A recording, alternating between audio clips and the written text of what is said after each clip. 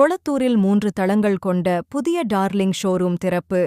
வணிகர் சங்கத் தலைவர் கொளத்தூர் ரவி ரிப்பன் வெட்டி திறந்து வைத்து குத்துவிளக்கு ஏற்றினார். சென்னை கொளத்தூர் பேப்பர் மில்ஸ் சாலை SRB காலனி பகுதியில் புதிதாக அமைக்கப்பட்ட டார்லிங் ஷோரூம் 188வது கிளை திறப்பு விழா இன்று காலை விமர்சையாக நடைபெற்றது. இந்த புதிய ஷோரூமை அனைத்து வணிகர்கள் சங்க பேரமைப்பு தலைவர் கொளத்தூர் ரவி திறந்து வைத்து குத்துவிளக்கு ஏற்றி முதல் விற்பனையை துவக்கி வைத்தார். தொடர்ந்து ஷோரூமில் பணியாற்றும் ஊழியர்களுக்கும் நிகழ்ச்சியில் கலந்து கொண்ட பொதுமக்களுக்கும் இனிப்புகள் வழங்கி வாழ்த்துக்களை தெரிவித்தார். திறப்பு விழாவில் உள்ளூர் வணிகர்கள், பொதுமக்கள் மற்றும் பல்வேறு அமைப்புகளின் நிர்வாகிகள் உள்ளிட்டோர் திரளாக கலந்து கொண்டனர். புதியதாக திறக்கப்பட்டுள்ள இந்த டார்லிங் ஷோரூமில் பர்னிச்சர், டிவி, மொபைல் போன்கள், வீட்டு உபயோகப் பொருட்கள் உள்ளிட்ட பல்வேறு எலக்ட்ரானிக் சாதனங்கள் விற்பனை செய்யப்பட உள்ளதாகவும், திறப்பு விழா சலுகையாக பல்வேறு பொருட்களுக்கு சிறப்பு சலுகை உண்டு என நிர்வாகம் சார்பில் தெரிவிக்கப்பட்டது. பேட்டி நவீன், கடை உரிமையாளர்.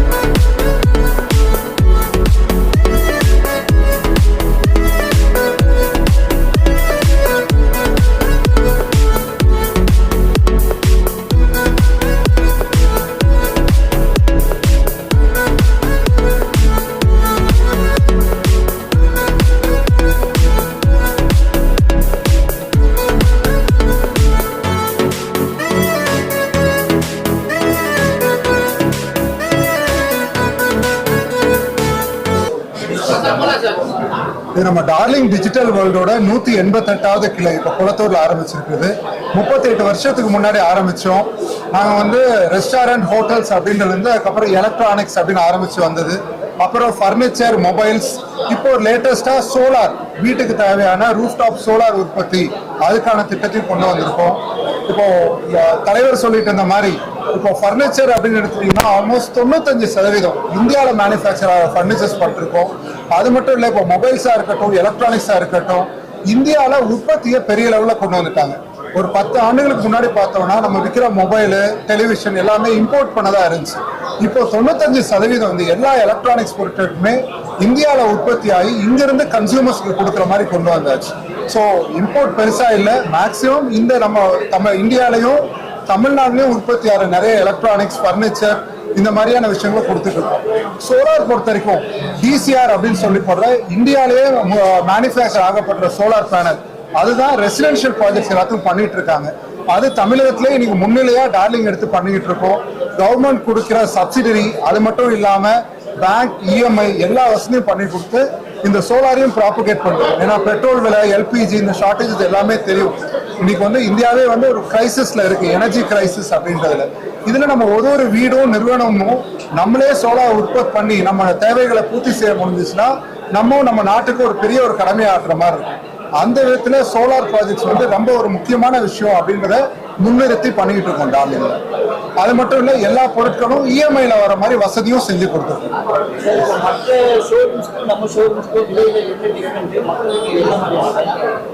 இப்போ டார்லிங் அப்படின்னு நம்ம வரும்போது நம்ம பியாண்ட் விலை மட்டும் இல்லை, ஒரு கஸ்டமர் ஒரு பொருள் வாங்குறாங்க, ஒரு மொபைலா இருக்கட்டும், ஒரு டிவியா இருக்கட்டும், ஃபர்னிச்சர் இல்ல சோலாரா இருக்கட்டும், புரிதல் தேவைப்படுது. ஏன்னா நீங்க மார்க்கெட்ல அவ்வளவு மாடல்ஸ், அவ்வளவு பிராண்ட்ஸ் எல்லாமே இருக்கு. ஸோ ஒரு கன்ஃபியூஷன் இல்லாம ஒரு கன்சல்டண்டா இருந்து விலையை மட்டுமே ஒரு கோரிக்கையா வைக்காம கஸ்டமருக்கு என்ன தேவை, செலவு பண்ண முடியுன்றதுக்காக அவங்க தேவையை மீறிய ஒரு பொருளை கொடுக்கணுன்றது ஐடியா இல்லை. தேவையை புரிஞ்சுட்டு அதுக்கான பொருளை கொடுக்குற ஒரு கன்சல்டண்டா தான் எங்க சேல்ஸ்மேன் எல்லாமே இருக்கணும் அப்படின்னு ட்ரைனிங் கொடுக்குறோம், விரும்புறோம். அது மட்டும் விலையை பொறுத்த வரைக்கும் இன்னைக்கு ஆன்லைன் எல்லாத்த விட பெட்டர் பிரைசிங் டார்லிங்ல இருக்குன்ற அஷூரன்ஸோட வரலாம்.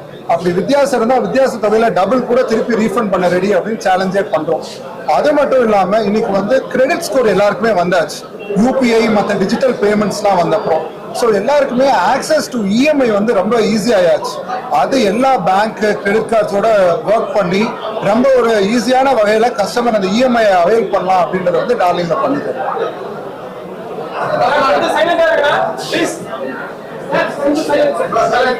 தமிழகத்திலே மிக முக்கியமான தொகுதியாக விளங்கப்படக்கூடிய கொளத்தூர் சட்டமன்ற தொகுதிக்கு உள்பட்ட இடத்தில் டார்லிங் என்ற ஒரு மிகப்பெரிய ஷோரூம் இன்றைக்கு திறக்கப்பட்டுள்ளது. திறப்பு விழாவிற்கு தமிழ்நாடு அனைத்து வணிகர் சங்கங்களின் பேரமைப்பின் சார்பாக கடையை திறந்து வைத்து விற்பனை துவங்கி வைத்தோம். இந்த டார்லிங் கடை பர்னிச்சர், டிவி, மொபைல், பல்வேறு வீட்டு உபயோக பொருட்கள் கிடைக்கக்கூடிய கடை. ஆசியாவிலே உண்மையிலேயே ஒரு தரம் வாய்ந்த கடை. டார்லிங்னா 188வது கிளையை திறந்திருக்கோம். தமிழகத்திலேயே இந்த ஷோரூம் மிகப்பெரிய அளவில் அவங்க கிளையிலேயே முக்கியத்துவம் வாய்ந்ததாக இருக்கும். ஏற்கனவே 188வது கிளையை முதன்மை கிளையாக இவர்கள் ஆக்கி தருவாங்க பெருமை எங்களுக்கு இருக்கு. காரணம், கொளத்தூர் பகுதியில் இருக்கக்கூடிய மக்களுக்கு இந்த கடை மிகப்பெரிய ஒரு வரப்பிரசாதமாக அமையும் என்பதை இந்த நேரத்தில் தெரிவிக்கிறேன். அந்நிய பொருட்கள்லாம்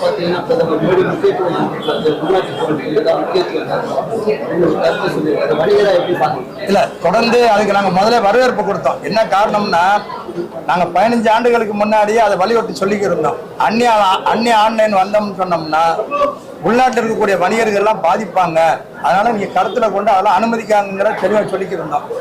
அதெல்லாம் அந்த நேரத்தில் அவங்க அவர் பெரியதா நினைக்கல. இப்ப 2 ஆண்டுகளாக மிகப்பெரிய அளவில் அவங்களுக்கு புரியுது, உள்நாட்டு வணிகம் பண்ணாதான் நல்லா இருக்கும். குறிப்பா எங்களை போன்ற வணிகர் சங்கங்கள்லாம் இந்த டார்லிங்கினுடைய கடையினுடைய உரிமையில அறியாமே இருக்காங்க. இவர்களுக்கெல்லாம் என்னன்னு சொன்னோம்னா, இன்னைக்கு இந்த பொருளாதாரத்தில் எவ்வளவு வருவாய் வந்தாலும் அதை உங்க குடும்பத்துக்கு ஒரு பகுதியாக இருந்தாலும் சரி, கல்விக்கு ஒரு பகுதியை கொடுக்குறாங்க, அந்த குழந்தைகளை கவனிக்கக்கூடிய அநாத ஆசிரமங்களுக்கு கொடுக்குறாங்க, பல்வேறு நலத்திட்ட உதவிகளை கொடுக்குறாங்க. இது மாதிரி நிறுவனங்கள்லாம் சம்பாதிச்சு அவங்க வீட்டில் வைக்க போறது இல்லை. அவங்க எல்லோரும் என்ன பண்ணுவாங்கன்னா, பொதுமக்களுக்கும் உதவிகரமாக இருக்கக்கூடியவர்கள் தான் இந்த டார்லிங் மாதிரி அமைப்புகள், அதாவது இந்த மாதிரி பெரிய கடை நிறுவனங்கள்லாம் வச்சு நடத்தக்கூடியவர்கள் இதை செஞ்சுக்கிட்டு இருக்காங்க. இது வெளியே நிறைய தெரியலனா கூட எங்களை மாதிரி போன்றவர்களுக்கு தெரியும். நாங்களாம் தொடர்ந்து பயணிக்கிறோம். அதனால அந்நிய ஆன்லைன்ல இருந்து வரக்கூடியவர்கள், குறிப்பா கோக், பெப்சி இந்த மாதிரி இருக்கக்கூடியவங்க தான் அந்த பொருளாதாரத்திலோட வருமானத்தை வெளிநாட்டுக்கு தான் எடுத்துட்டு போவாங்க. அதனாலதான் நாங்களாம் தொடர்ந்து என்ன சொல்லிட்டு இருக்கோம், உள்நாட்டு வணிகத்தில் இருக்கக்கூடியவர்களையே வணிகம் பண்ண சொல்லுங்க, அதான் நல்லா இருக்கும், சிறப்பா இருக்குங்கிறத சொல்லிட்டு இருக்கோம். இப்போ அந்நிய ஆன்லைன்ல வந்தவங்க கூட 2 ஆண்டுகளாக மிகப்பெரிய அளவுல இறக்கமா இருக்காங்க. அதனாலதான் இது போன்ற கடை நிறுவனங்கள் நல்லா இருக்கு.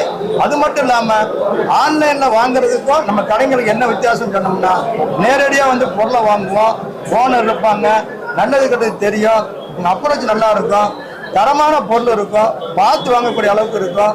இது மாதிரி நிறுவனங்கள்லாம் இன்னும் பல்வேறு நிறுவனங்களை தமிழ்நாடு முழுக்க அமைச்சு நம்ம பொதுமக்களுக்கும் வணிகர்களுக்கும் மிகப்பெரிய அளவில் உதவிகரமாக இருக்கணும்னு கேட்டுக்கொண்டு தமிழ்நாடு முழுக்க கிளைகளை அமைப்பதற்கு எங்களுடைய தமிழ்நாடு அனைத்து வணிகங்களுடைய பேரமைப்பு என்றென்றும் உறுதுணையா இருக்குங்கிறத தெரிவித்துக் பெரிய வணிக நிறுவனங்கள் பார்த்தீங்கன்னா வங்கிகள் காணாமல் வந்து அவங்களுக்கு தான் கடன் வசதி. ஆனா சிறிய வணிக நிறுவனங்களை வங்கிகள் பெரும்பாலும் கண்டுக்கிறதுல ஒரு சங்க தலைவராக எப்படி பார்க்கணும்? இல்ல இந்த அந்த நிலை மாறணுங்கிறதா சொல்லிக்கிறது. தொடர்ந்து பாத்தீங்கன்னா பாரத பிரதமர் வந்தாங்க, வந்த உடனே சென்ற 5 ஆண்டுகளுக்கு முன்னாடி முத்ராங்கிற ஒரு வங்கி மூலியமாக, அதாவது நேஷனல் ஹைவேஸ் வங்கி மூலியமாக முத்ராங்கிற வங்கியை இணைச்சு உங்களுக்கு எல்லாம் கல்வியில லோன் தருவோம், கல்வி படிப்பதற்கு லோன் தருவோம், தொழில் பண்றதுக்கு லோன் தருவோம் அப்படிங்கிறத ஒரு வாக்குறுதியை கொடுத்திருந்தாங்க. அதெல்லாம் சென்ற 5 ஆண்டுகள்ல நிறைய பேருக்கு அதெல்லாம் பயன்படாம அரசியல் சார்ந்த அரசியல் கட்சி சார்ந்தவர்களுக்கு மட்டும்தான் பயன்பட்டுச்சு. வணிகர்களுக்கு பெரும்பளவுல பயன்படல, சிறிதளவுல பயன்பட்டுச்சு. காரணம் என்னன்னா, ஏதேனும் ஒரு கடைக்காரங்க போய் கேட்டானா இந்த வங்கி மேலாளர் என்ன பண்ணுவாங்கன்னா ஒரு 50,000 1 லட்சம் மட்டும் வங்கி மூலியமா கடன் கொடுப்பாங்க. அரசியல் கட்சி தலைவர்கள் ஏதேனும் தொழில் பண்றாங்கன்னு ஒரு தரமில்லாத ஒரு சான்றிதழை கொடுத்து மிகப்பெரிய அளவுல வங்கி மூலியமா கடனை பெற்று அது வங்கி திவால் ஆகிறதுக்கு காரணமே அரசியல் கட்சி சார்ந்தவர்களாக தான் இருக்கும், வணிகர்கள் இருக்க மாட்டாங்க. வணிகர்களுக்கு எப்படி இந்த தமிழக அரசாங்கம் சரி மத்திய அரசும் சரி ஒரு இராணுவத்துக்கு எப்படி முக்கியத்துவம் கொடுத்து நம்ம நிக்கிறோமோ அதே மாதிரி இந்த வணிகர்களுக்கு முக்கியத்துவம் கொடுத்து அரசு முன் வந்து நின்றுச்சுன்னா தமிழ்நாடு இல்ல இந்தியா இல்ல எல்லாத்தையும் காப்பாற்றக்கூடிய அளவுக்கு இந்த வணிகர்களுக்கு இருக்கும். காரணம் என்னன்னா, வணிகர்கள் சம்பாதிக்கக்கூடிய பணத்தை ஒரு பங்கு கல்விக்கு, ஒரு பங்கு பொதுமக்களுக்கு மிகப்பெரிய அளவு உதவி பண்ணி இருக்காங்கிறத எல்லோருக்கும் தெரிஞ்ச விஷயம்தான்.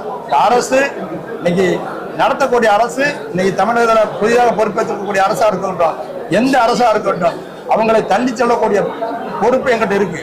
ஒரு 100 ரூபாய் வரி வருதுன்னு சொன்னா 75 ரூபா வரிய கட்டுறோம், 75% வரிய வணிகர்கள் கட்டுறோம். அதனாலதான் அரசு நல்லபடியா போகுது. குறிப்பா எல்லா இடத்துலையும் சொல்றதுதான், வணிகர்களும் விவசாயிகளும் 2 கண்ணு தான், வணிகம் விவசாயம். அதனால விவசாயத்துக்கும் முக்கியத்துவம் கொடுக்கணுங்கிற நேரம் தெரிவித்துக்கிறேன். ஏற்கனவே கேஸ் விலையை உயர்த்திட்டாங்க, பெட்ரோல் டீசல் விலையை உயர்த்திட்டு அத்தியாவசிய பொருட்களோட விலை உயர அபாயம் உள்ளது. வணிகரை எப்படி பார்க்கல? தொடர்ந்து நம்ம இதை ஏற்கனவே போன பேட்டியில கூட சொல்லியிருந்தோம். வணிக உபயோகத்துக்குரிய சிலிண்டர் மிகப்பெரிய உச்சத்துக்கு போயிடுச்சு. வீட்டு உபயோக சிலிண்டரும் விலை ஏறி இருக்கு. அது இல்லாமல் குறிப்பா நேற்று பெட்ரோல் டீசல் மிகப்பெரிய அளவு விலை ஏற்றமா இருக்கு. நாங்க என்ன சொல்ல வரோம்னா, போர் நடக்கு உண்மையான விஷயம்தான். மத்திய அரசுக்கு ஒரு கவன ஈர்ப்பா என்ன பண்ணணும்னு சொன்னோம்னா, வணிக பயன்பாட்டில் இருக்கக்கூடிய சிலிண்டரை உடனடியாக குறைத்து எல்லோருக்கும் சுலபமா கிடைக்கக்கூடிய அளவுக்கு பண்ணணும். காரணம் என்னன்னா, நீ நல்லா பார்ப்பீங்க, எல்லா அரசியல் கட்சி தலைமைக்கும் தெரியும், அதிகாரிகளுக்கும் தெரியும், சிலிண்டரு ஒரு வணிக பயன்பாட்டில் ஒரு சிலிண்டர் வந்து ஒரு 3000 ரூபாய், சுமாரா ஒரு 3000 ரூபாய் இருக்குன்னு சொன்னோம்னா பிளாக்ல 7000 ரூபாய் விற்குது. அந்த இடை சந்தையில கள்ள சந்தையில விற்கக்கூடாது.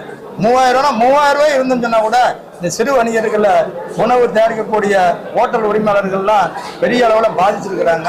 அவங்களுக்கு இது பயன்படும். அதனால அரசு கவனத்தில் எடுத்துக்கொண்டு போர்க்கால அடிப்படையில் இதை செஞ்சு கொடுத்தா மட்டும்தான் வணிகர்களுக்கும் பொதுமக்களுக்கும் நல்லதா இருக்குங்கிறது தெரியும். விலையேற்றம் இல்லாமல் இருக்கும். நிறைய கடைகளில் பேசப்படும் விலை ஏற்றிருக்கான்னு சொல்லி, ஒரு பெரிய அளவில் விலை ஏற்றிருக்க மாட்டாங்க, ஒரு 5% கூட விலை ஏற்றிருக்க மாட்டாங்க. ஆனால் அப்படி ஒரு தவறான செயல் நடந்துகிட்டு இருக்கு. சிறு வணிகத்தை காப்பாற்றினா மட்டும்தான் பொதுமக்களும் வணிகர்களும் இந்த அரசும் நல்லா இருக்குங்கிறது தெரிஞ்சு. பெட்ரோல் டீசல் விலை ஏற்றிட்டாங்க.